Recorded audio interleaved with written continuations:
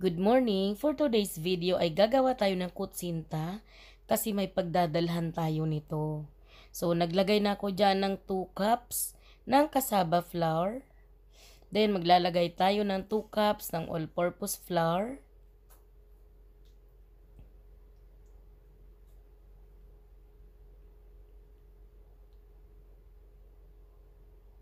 Tapos 2 cups ng sugar. Pwede pong white sugar, pwede din naman kagaya niyan. Medyo brown sugar na yan. Malayo-layo na siya sa wash sugar. Brown sugar na. Then maglalagay ako ng 5 cups ng water. Pwede po yan up to 6 cups. Pero ako 5 cups lang always ang nilalagay ko sa 2 cups na mixture.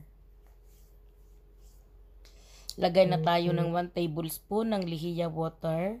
Sa mga nagtatanong po kung saan nabibili yan, sa palengke lang din po kung saan ka bumibili ng mga ingredients, ng mga buto at kung ano-ano pang binibake natin. So, naglagay na rin tayo ng 1 teaspoon ng violet na food color. McCormick po yung gamit ko dyan na pangkulay. Haluin lang natin mabuti at para makasigurado ka na wala na talagang buo-buo yung mixture mo, ay pwede mo naman siyang salain. Ako po halos minsan 2 beses ko pa yan sinasala kasi pagka marami siyang bula. Ayan. Pero bago po yun, ay maglalagay tayo ng 2 sachet ng Beer Brand na powder milk. Ayan, kasi last time nagluto ako, nilagyan ko siya ng powder milk dahil may nagsuggest lang nun sa akin.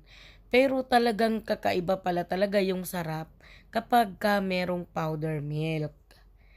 So, simula ngayon, lagi na akong maglalagay ng powder milk sa mga kutsinta na gagawin ko.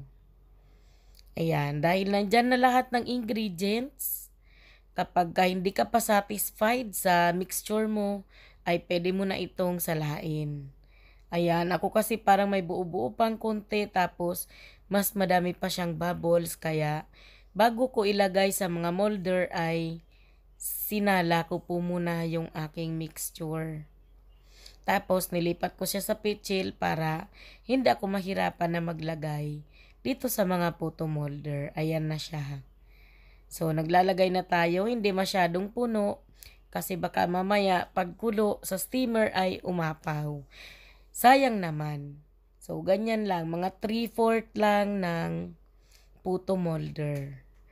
At ang puto molder po na yan ay grinis ko po muna siya ng vegetable oil bago ko po yan nilagyan ng kutsinta mixture. Kasi para mamaya hindi tayo mahihirapan na magtanggal sa mga molder natin.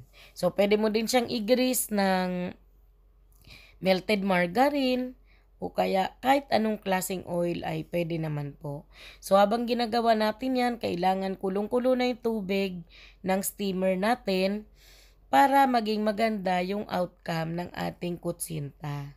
So after 12 minutes na in-steam natin, ito na po yung ating kutsinta. So, napakakinis ng ibabaw, wala siyang butas. Perfect na perfect. Ang hindi lang perfect, hindi ko maintindihan kung bakit naging dark po siya. Hindi siya naging violet na kagaya nung kanina, kundi naging dark yung ating mga kutsinta. But anyway, maging dark man yan o maging ano man yung kulay, mahalaga po ay yung lasa. So, ang lasa po niyan ay masarap, kaparehas lang din ng last time na ginawa kong kutsinta na kulay yellow, na masarap talaga siya. Masarap pala talaga kapag nilalagyan natin lagi ng powder milk. Ayan. Kinukuha ko lang siya ng toothpick. Madali lang siyang tanggalin kasi nga nag-grease tayo ng mga molder natin. At naggawa nga rin po pala ko ng kinayod na nyog. Niluto ko po para hindi kaagad masira. Niluto ko po yung kinayod na nyog. Nilagyan ko ng 3 tablespoon ng asukal para sa ipang tatoppings natin. So optional lang yung asukal. So ito na yung ating nagawang kutsinta. Para na siyang black kutsinta with kinayod na nyog na niluto na toppings. So, ayan na po ang finished product natin. Thank you so much for watching.